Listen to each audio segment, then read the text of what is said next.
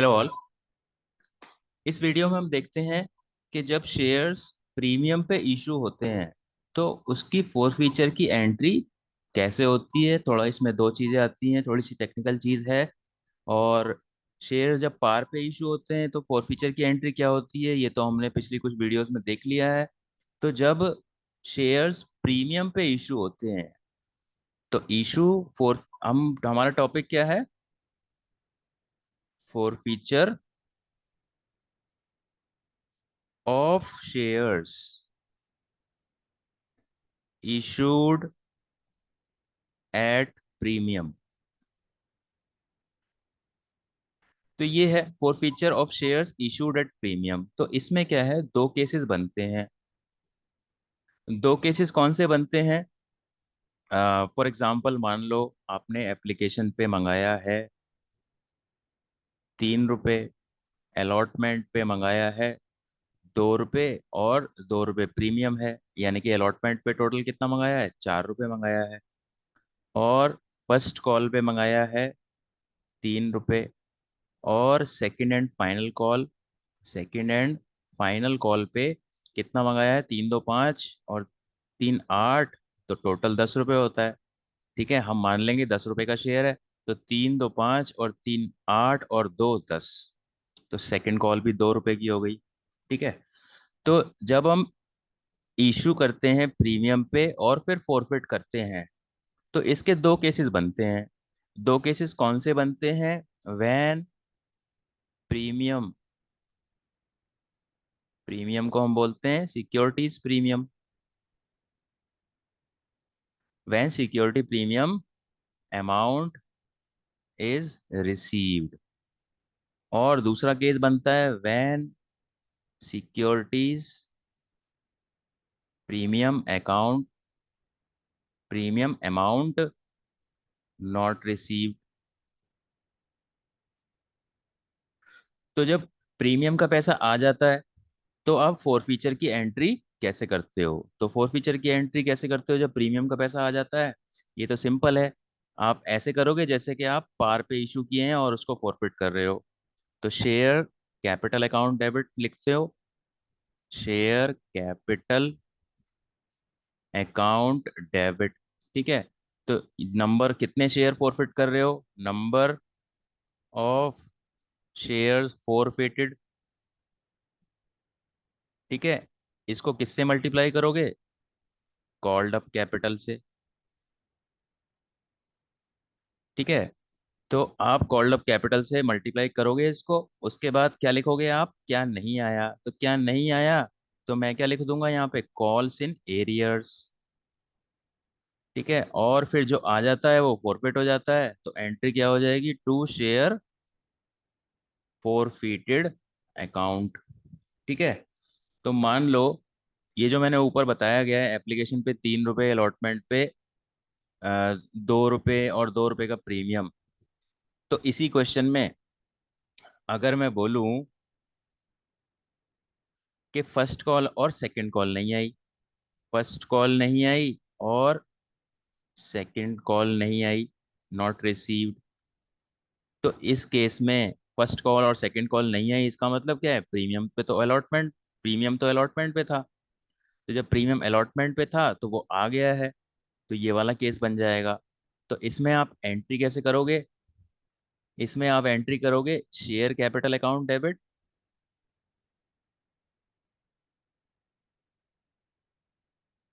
या मैं ऊपर जो एंट्री है इसी में अमाउंट लिख देता हूँ।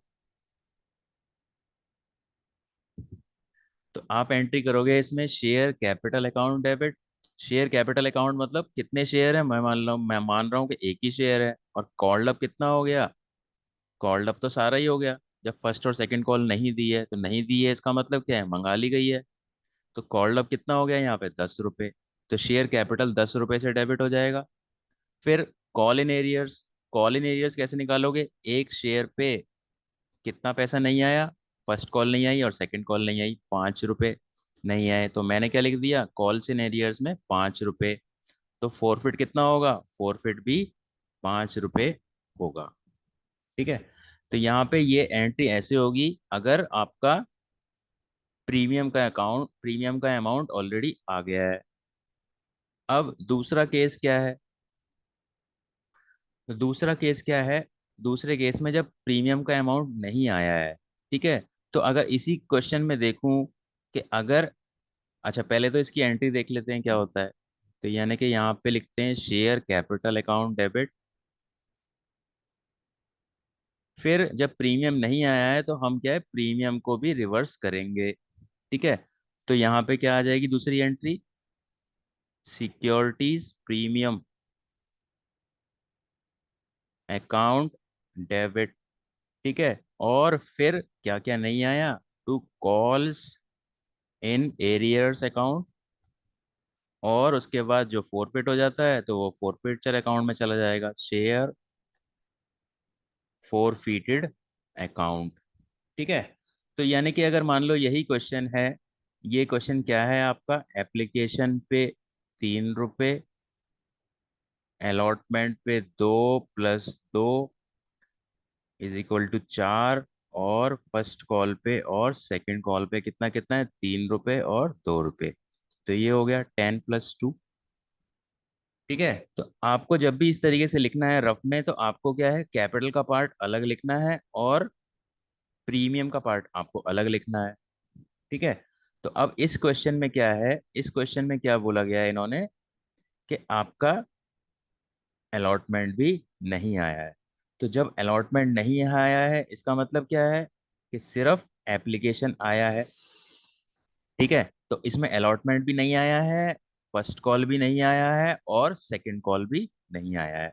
तो जब सिक्योरिटी प्रीमियम नहीं मिला है तो इसका मतलब क्या है, अलॉटमेंट नहीं दिया, फर्स्ट कॉल भी नहीं दी, और सेकंड कॉल भी नहीं दी।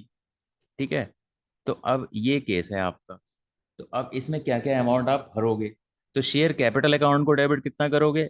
मान लो एक ही शेयर है, कॉल्ड अप से करेंगे। कॉल्ड अप सारा सारा कंपनी ने मंगा लिया है जब उन्होंने अलॉटमेंट फर्स्ट कॉल और सेकंड कॉल नहीं दी है तो तो शेयर कैपिटल को आप कितने से डेबिट करोगे? 10 से। तो 10 से ये डेबिट हो गया। अब प्रीमियम कितना नहीं आया है? प्रीमियम कितना नहीं आया है, एक शेयर पे कितना प्रीमियम नहीं आया है? प्रीमियम 2 रुपये है। ठीक है, तो 2 रुपये यहाँ आ गया। और ये मैंने सिक्योरिटीज प्रीमियम डेबिट क्यों किया? क्योंकि अलॉटमेंट नहीं आया था, और अलॉटमेंट में ही मैंने प्रीमियम मंगाया था, कंपनी ने प्रीमियम मंगाया था। ठीक है, तो यहाँ पे प्रीमियम को भी मैंने रिवर्स कर दिया जब वो नहीं आया तो। उसके बाद कॉल्स इन एरियर्स। ठीक है, तो कॉल्स इन एरियर्स में कितना अमाउंट आएगा? तो यहाँ पे एक चीज देखो, कितना पैसा नहीं आया, अलॉटमेंट के 2 रुपए, फर्स्ट कॉल के 3 रुपए, और सेकंड कॉल के 2 रुपए। तो 3 × 2 = 5 और 2 = 7 +2। ठीक है, यानी कि इसमें प्रीमियम का अमाउंट भी इंक्लूड कर देंगे। तो यानी कि कितने पैसे नहीं आए, 9 रुपए नहीं आए, 9 है कॉल्स इन एरियर्स। तो अब आप फोरफिट कितना करोगे? फोरफिट करोगे 3 रुपए। तो अब ये देखो, आपको पता चल गया होगा इसमें, इन्होंने सिर्फ एप्लीकेशन का अमाउंट दिया है, तो एप्लीकेशन का अमाउंट तो 3 रुपए है। ठीक है, और 3 रुपए जो आता है वही फोरफिट होता है। तो यानी कि जब प्रीमियम नहीं आता है, तो जब आप फोर फीचर की एंट्री करोगे, तो आप इसमें क्या चीज करोगे? आप जो इसमें ये जो प्रीमियम डेबिट लिखा है यहाँ पे, ये जो आपका प्रीमियम यहाँ पे डेबिट है ना, 2 रुपए, ये 2 रुपए भी इसमें इंक्लूड करना है कॉल इन एरियर्स के अमाउंट में।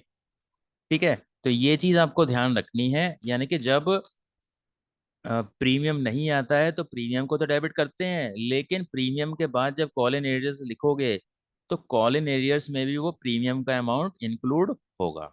ठीक है ना, क्योंकि सिक्योरिटी प्रीमियम को आपने कैंसिल किया है तो डेबिट कर दिया है, तो उसका डेबिट का क्रेडिट इफेक्ट भी आना चाहिए। तो कॉल्स इन एरियर्स के अंदर आप सिक्योरिटी प्रीमियम के अमाउंट को भी इंक्लूड करोगे। लेकिन जो पहले जो इधर केस था, पहले जो इधर केस था, आपने सिक्योरिटी प्रीमियम को टोटली अवॉइड कर दिया था, सिर्फ 5 रुपए लिखा था। और ये 5 रुपए है क्या, आपकी फर्स्ट कॉल और सेकंड कॉल। ठीक है, तो यानी कि यही डिफरेंस है। जब प्रीमियम आ जाता है तो हम प्रीमियम को इग्नोर कर देते हैं फोर फीचर की एंट्री में, और जब प्रीमियम नहीं आता है, तो जब नहीं आएगा तो ऑफकोर्स जब मंगाया था तो उसको क्रेडिट किया था कैपिटल के साथ। तो जब उसको क्रेडिट किया था और वो नहीं आया है, तो उसको हमें कैंसिल करने के लिए डेबिट करना पड़ेगा। जैसे यहाँ पे हमने डेबिट कर दिया, सिक्योरिटीज प्रीमियम अकाउंट डेबिट। और जब सिक्योरिटी प्रीमियम अकाउंट डेबिट किया है तो वो 2 रुपये कॉल्स इन एरियर्स के अंदर भी इंक्लूड होगा। तो ये था आपका ट्रीटमेंट उन शेयर्स का फॉर फीचर जिन पे जो प्रीमियम पे इशू होते हैं। तो इसके दो केस बनते हैं, एक तो प्रीमियम आ गया तो फॉर फीचर, और एक प्रीमियम नहीं आया तो फॉर फीचर की एंट्री कैसे होगी। ठीक है। और इसके हम आगे कुछ क्वेश्चंस भी करेंगे, तो जब आप क्वेश्चंस देखोगे तो आपको ऑलरेडी ये चीज़ क्लियर हो जाएगी। तो पहली चीज़ आपको सिर्फ यही देखनी है कि अगर कोई शेयर प्रीमियम पे इशू हुआ है, ठीक है, तो यानी कि उस पर जो भी अमाउंट नहीं आई है, अलॉटमेंट नहीं आया, फर्स्ट कॉल नहीं आया, सेकंड कॉल नहीं आया, तो आपको ये इसमें सबसे पहले क्वेश्चन में देखना है कि क्या प्रीमियम आया है या प्रीमियम नहीं आया है। ठीक है ना। इस क्वेश्चन के अंदर अलॉटमेंट नहीं आया, तो इसका मतलब क्या है, अलॉटमेंट के साथ हमने प्रीमियम मंगाया था, तो प्रीमियम नहीं आया है। और ये जो पीछे लेफ्ट में क्वेश्चन है, इसमें क्या है, आपका प्रीमियम आ गया है क्योंकि अलॉटमेंट पे कर दिया है लोगों ने। ठीक है। तो ये बहुत इंपॉर्टेंट चीज है इस चैप्टर के अंदर, आपको ये चीज ध्यान रखनी है जब आप फोर फीचर की एंट्री करोगे ऐसे शेयर्स की जो प्रीमियम पे इशू हुए थे। ठीक है। आगे हम इसके कुछ क्वेश्चंस भी करेंगे, तो जब क्वेश्चंस करेंगे तो आपको ये चीज और क्लियर हो जाएगी। So that is it for this lecture. Thank you.